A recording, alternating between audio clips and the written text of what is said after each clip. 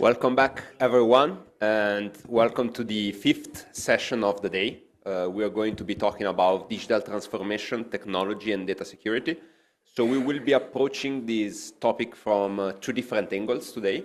We are going to start with a keynote speech from Simone Ciampi, General Manager of Exprivia IT Solutions, that will be highlighting the component from a more entrepreneurial side, let's say. What are the impacts that the enterprises can see in this sector coming from the Chinese side. And then we are going to be focusing, on the other hand, on the data security, IPR protection component, so everything that's related more to the intellectual property, with a speech from Elio De Tullio, expert from the China IP SME help desk. So I would like to start by welcoming Simone Ciampi on the floor, although virtually, and by giving him the floor. Thank you very much for being here today. Thank you very much, and hello everybody. I hope you can hear me very well. In case you cannot hear me well, please let me know. And so first of all, let me thank again the EU SME Centre for having me once again to the conference, and sorry if I cannot be there in presence. So as mentioned by Davide, actually I'm Simone Ciampi. And actually I've been working in China for the past 15 years, always in the let's say IT ecosystem. And I'm also the vice chair for the ICT working group of the European Chamber of Commerce. My daily job, I represent Exprivia, which is an Italian, let's say, next slide maybe, which is an Italian leading company in the ICT market. We have more or less 400 people and 350 million euro revenues. We are the only Italian company who has a strong presence abroad so not only Europe, but also in South America and mainly in Asia, so China, India, and Vietnam. So if we go to the topic with the next slide, I think it's very, very interesting to talk about digital transformation, technology, and go ahead, one more, please. Perfect. Because actually, what we are facing in China, I think, since few years, is a new IT landscape, especially for small and medium enterprises. So when I arrived in China, it was 2008. Actually, it was very hard, almost impossible to discuss and to talk about digital transformation, technology, and whatever else, because actually the companies were mainly focused on business. So actually they had no problems in terms of revenue, marginality. The labor cost was pretty low. So any investment other than the basic on IT was perceived like a waste.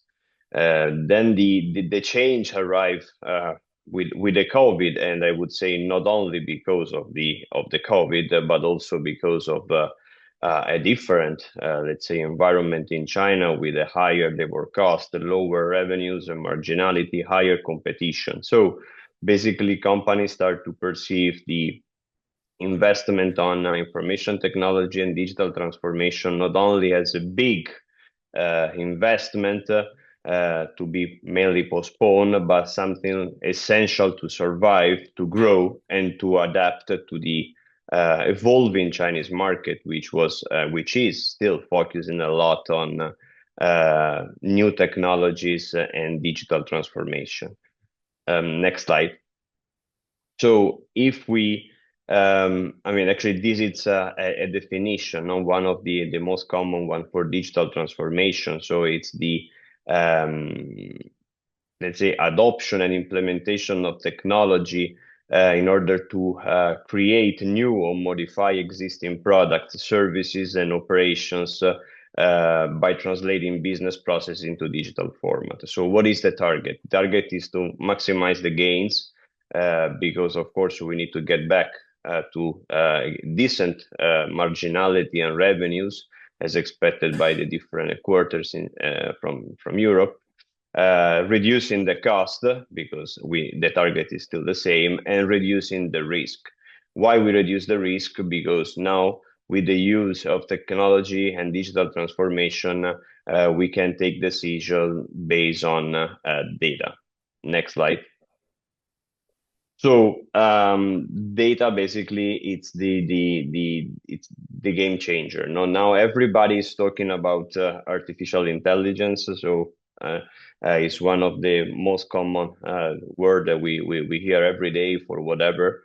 But actually, artificial intelligence is not possible without data. So that's why digitalization, first of all, enables data. And also we need to collect data from cloud services, ERP system, automation, IoT devices, mobile workflows, PLC, whatever. So the first step of the digital transformation is to collect data, and then data generates insights. So basically once we have data, we need to have a strategy, clean the data, and then start to use the data, even with the use of the AI.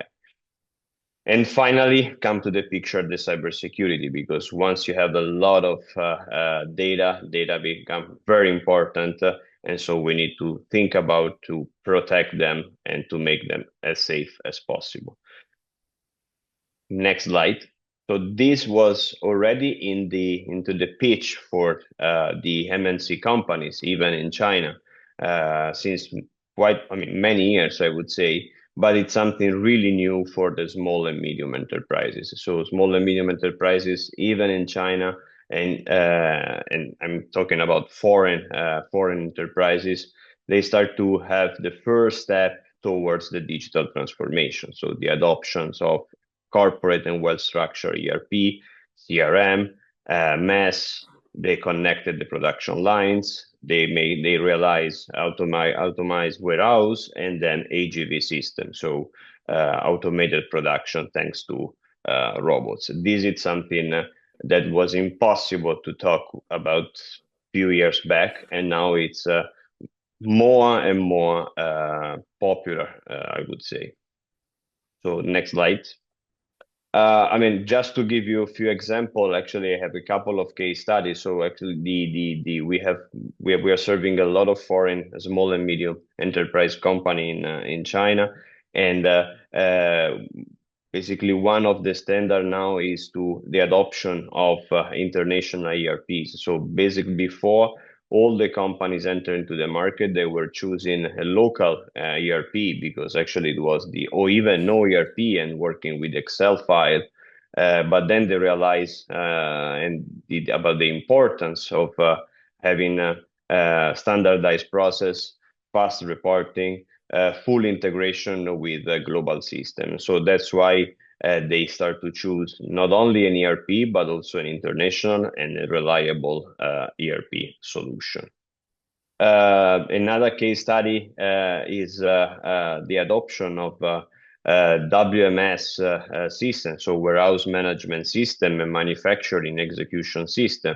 So these are systems which, if we together, they are quite, I would say, quite expensive in terms of investment. We are talking about actually 300,000-400,000 euro. And it's something very, very completely new for small and medium enterprises in China.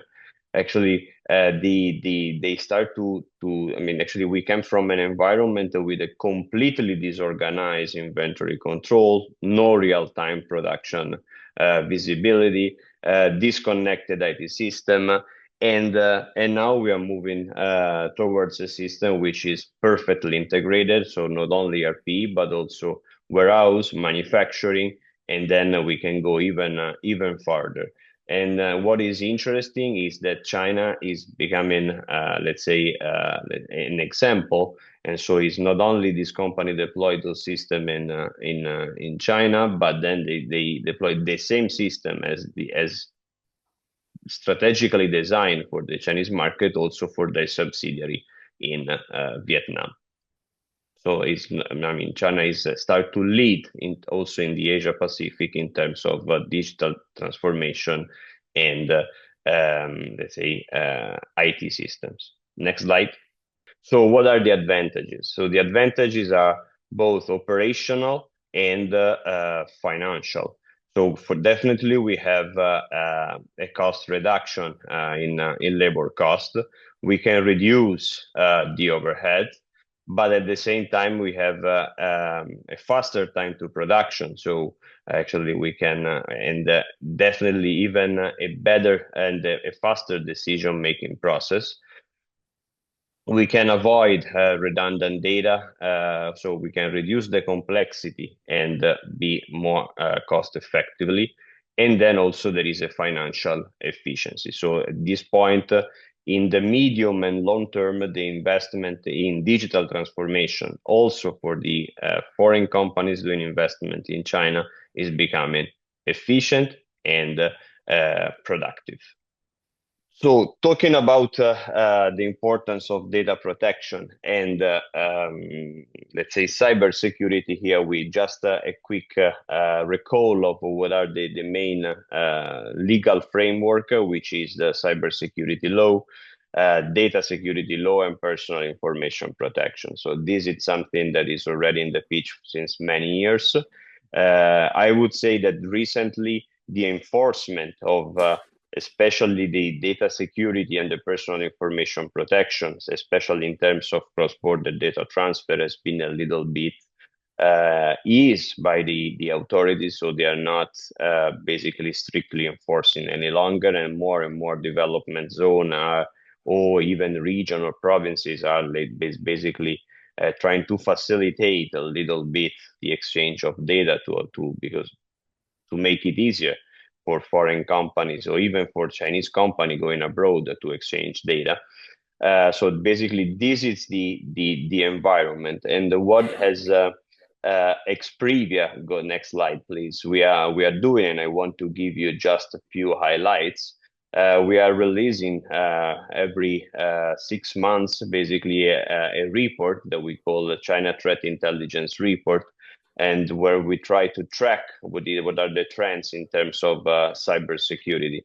And so what we notice in the first half of 2025, and we have new data coming in basically before Chinese New Year, is definitely an increase in cyber attack. So from 234 to 363, which is a quite big increase. But in terms of real incidents, the numbers remain stable. Another thing to highlight is that AI start to play a central role even in cybersecurity. So both attackers and defenders, they're using more and more AI technique, and we have a number which is 42% of reported incidents involving techniques which can leverage on AI. Next slide, please.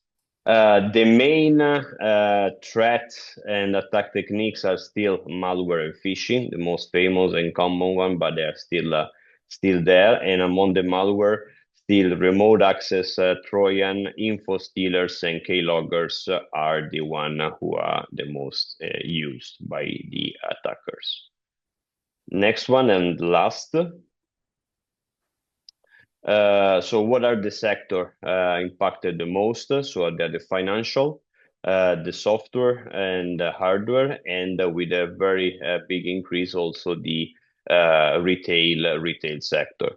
I'm not surprised about the retail because it's the most exposed to the digital transformation, to the use of data, AI, and so that's why I think it's probably easier also for the attackers to